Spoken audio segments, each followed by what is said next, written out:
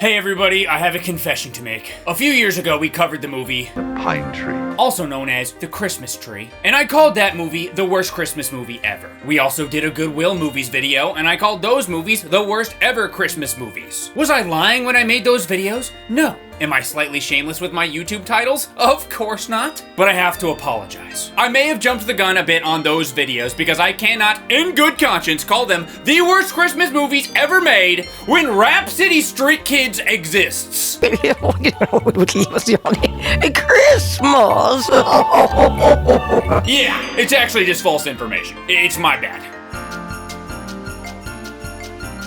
When I did the Christmas tree video, I saw so many comments of people telling me I needed to watch something called Rapsittie Street Kids Believe in Santa. And so I thought, and then I didn't. But 3 years had passed now, I've grown as a person, I'm a father now, which was actually not supposed to happen yet. I'm actually not even sure if I'm gonna be able to finish this video as I'm speaking. I assume if you're seeing this, I finished it. And you know what? I think I'll dedicate this video to her. Because when I look at this, and especially this, I think, wow, my daughter will love this when she grows up. And we're gonna watch it every year. And she's gonna be so happy.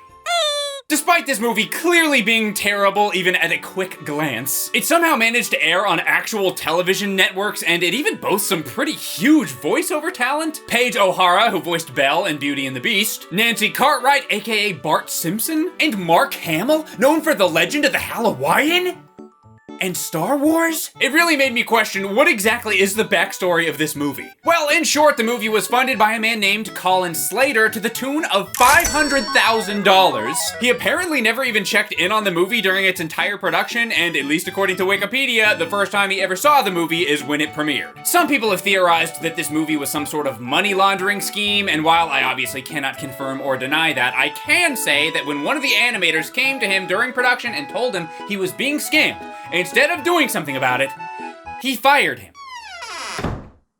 So you be your own judge, I guess. So the movie starts, and if you close your eyes, it sounds like it might be alright. I mean, I like this part of the song. But if you decide to actually use your eyeballs, you may start noticing some problems. First, there's the Windows Movie Maker looking font. Then you've got this crappy looking town with snow that looks like it was plastered on with a spray can tool and MS Paint. But it's really at this point of the film that seals the deal. What? You have got to be kidding me. It was the week before Christmas that I'm talking. I spent the day shopping with my grandma walking. Literally 2 seconds into the movie, and I can already tell the Christmas tree is a cinematic masterpiece in comparison. I'm sorry for everything I said about you. The Pine Tree. I've been a good boy through the year, you better know it. Santa Claus has started decking the halls with gifts. What the heck is happening? I think this has to be the ugliest piece of media that I have ever seen. These blurry kids coming out of the bus, the trees that aren't staying in the same place when the camera moves. The walking animations are just 2 keyframes. Okay, move from here to here. Oh, and make sure to do a little spin too. That's perfect! So our main character, Ricky, who only speaks in raps, which is just great, am I right? Wants to buy a present for a girl in his class named Nicole, but he doesn't have enough money. So he walks with his toes going through the ground for like an hour. He walks! I swear this movie is like 25% walking. This is boring! I know, while I wait for this loser, I'll play Honkai Star Rail, the new space fantasy RPG from Hoyoverse, from the makers of Genshin Impact. It was also the winner of the Best Mobile Game at the TGA 2023 Awards, you know, no big deal. And this video is sponsored by Honkai Star Rail. What a coincidence! Honkai Star Rail is a free cross-platform RPG available on PC, mobile, and now also available on PS5. Find it on the PlayStation Store, and you can play it on your console, and then switch over to PC or mobile to continue playing whenever and wherever you like. Explore different worlds throughout the universe and enjoy easy-to-pick-up but highly tactical turn-based combat with tons of different unique characters and ability combinations. The characters are probably my favorite part of the game, and I spent tons of time finding different character combinations that work well together. With the new 1.5 update, you'll also be able to play through an entirely new story and play as 2 all-new limited-time 5-star characters. One of them being Argenti, the dashing, silent, chivalrous type. I like his roses.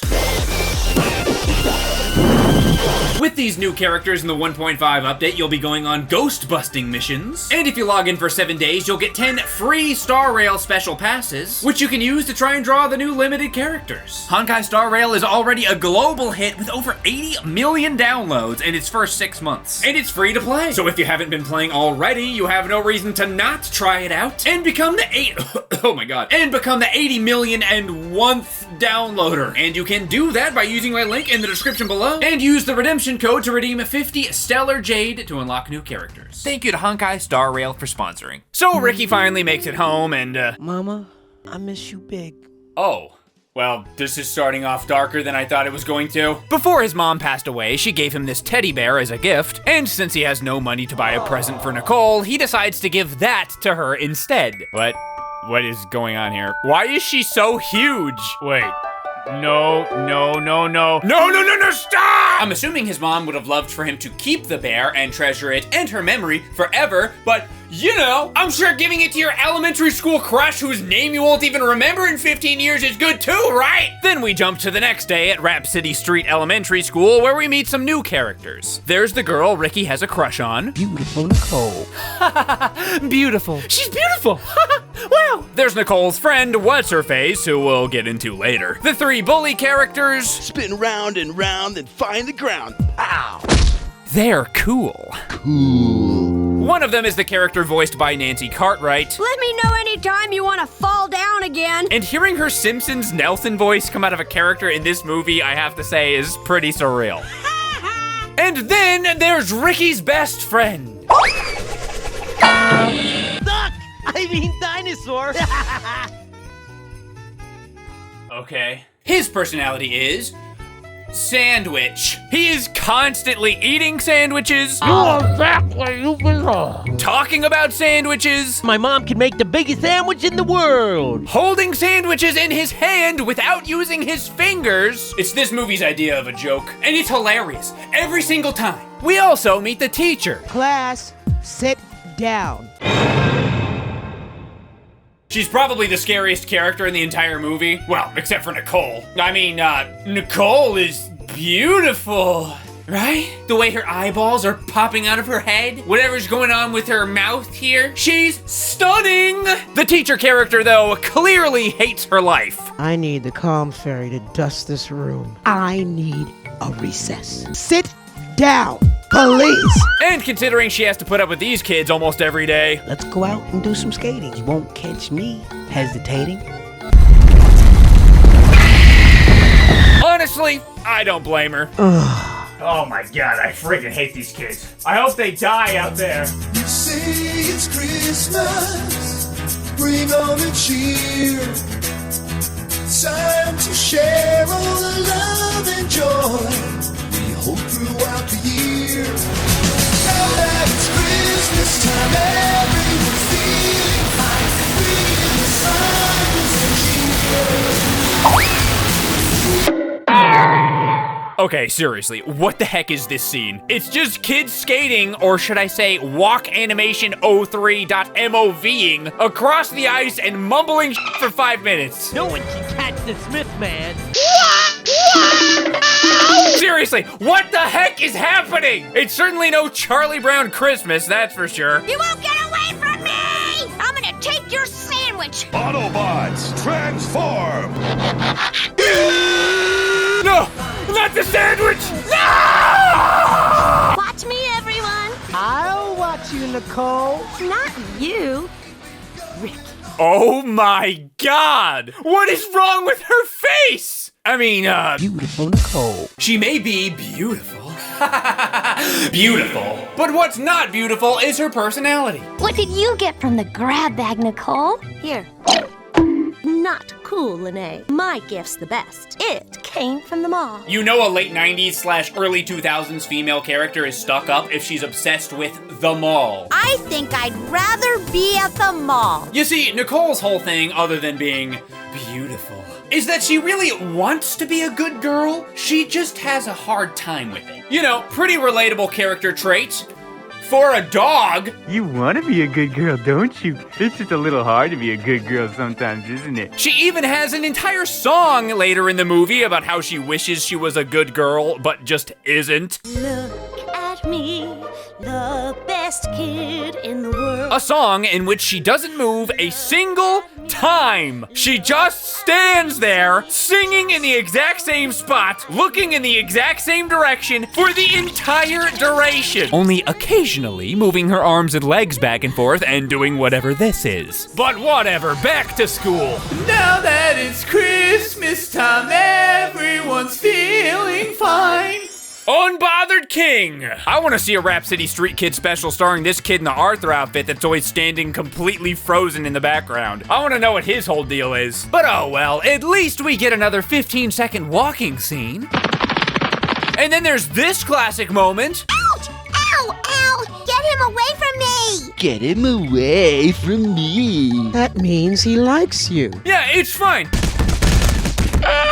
He likes you. Just get over it. So the kids exchange presents and Ricky gives Nicole his mom's special bear. And of course, it doesn't go well. Who could have seen that one coming? What do you want, Ricky? I know that's mine. This is from the heart.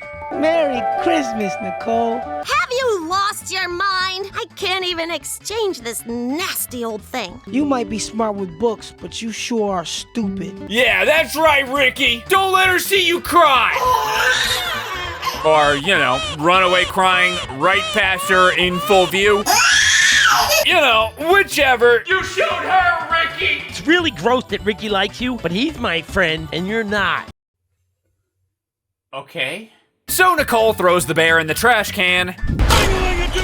And then the girls walk. Where they end up passing by Ricky's house. Ricky, who gave you that candle? That is a really mean thing to say. It is? Who gave you that candle? How is that a mean thing to say? Am I missing something here? Also, he is inside of a house. He can't hear you. Also, this is the lowest freaking window I've ever seen in my life. The snow is clearly not that high if you look at the driveway over here. What, you think I'm nitpicking over here? No, this is important stuff. F you. Ricky gets some encouragement from his great-grandma. You just got it. Yes, this is Ricky's great-grandma, and she is a real character in this movie. Oh. Who actually speaks like that. Christmas.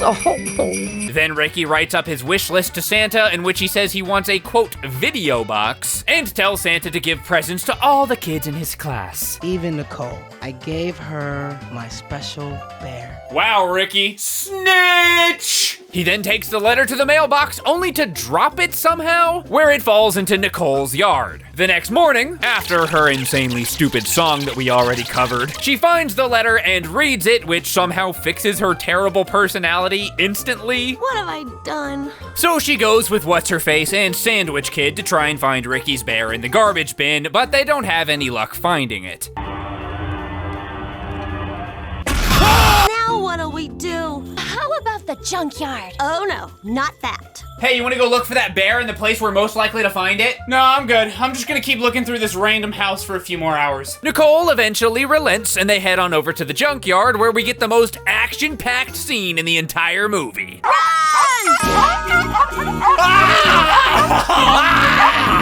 don't wanna die! Seriously, they couldn't make these dogs at least slightly more threatening? They're freaking tiny! Throughout this entire segment, the kids are countered by the three bully characters who, for some reason, want to stop them from finding the bear. They insult them. Hope you find the garbage you're looking for. You girls stink enough as it is. Damn! They try to scare them.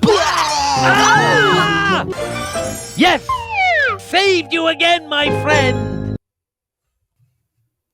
Okay. God, this freaking Sandwich Kid. I love creeping out girls. I can't decide if he's the best or the worst character in the movie. Also, the bullies do this. Like, a lot. But Sandwich Kid finally gets rid of them by sacrificing his most prized possession, his sandwich. Just watch how smart I am. And they then find the bear right after, completely unceremoniously. Oh, look!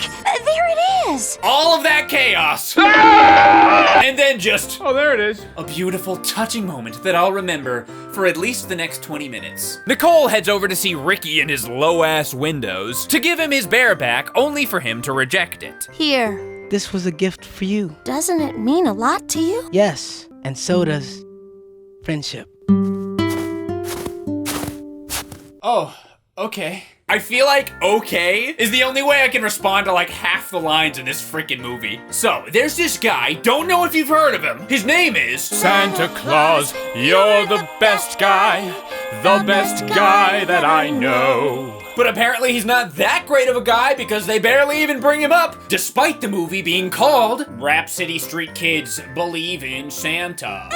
Up to this point, the movie has been almost 100% about Ricky and his bear, but we're getting pretty close to the end, so the movie's gotta wrap this whole Santa theme up as quickly as possible. The entire Santa narrative is contained almost exclusively in Nicole's friend What's-Her-Face's storyline. Early on, Nicole makes fun of her for believing in Santa, even though she obviously also believes in him. I mean, she says he is, quote, the best guy that she knows. The best guy that I know. But nothing else about her character makes sense either, so whatever. This leaves What's-Her-Face really depressed. When's Daddy coming home? I just want to wait for Daddy. Sweetie, how many times do I have to tell you? Your daddy's not coming back. He doesn't love you anymore. Come on, it's Christmas. Cheer up. Hey kid, it's Christmas! Just shut up! Stop being sad! That's just one great tip from my book. How to parent.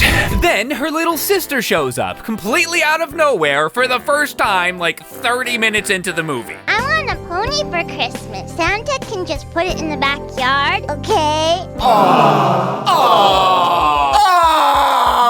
That's how the movie wants you to react to that line. But my actual response was... okay. Who the hell is this? This triggers a depressed walk. But don't worry, Dad's back! Yeah! Santa's on his way. Come and take a look. Do you see Santa? No. So What's-Her-Face believes in Santa again and forgives Nicole. It's okay, Nicole. I understand. This little girl we met 2 seconds ago gets the dopiest looking pony of all time. And Nicole gives Ricky the video box that he wanted. But wait, I almost forgot! We just gotta mention the best song in the entire movie, the one that rhymes Santa with Santa 25 times!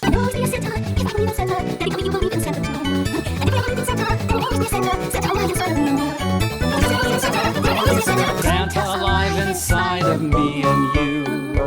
Wait, he is?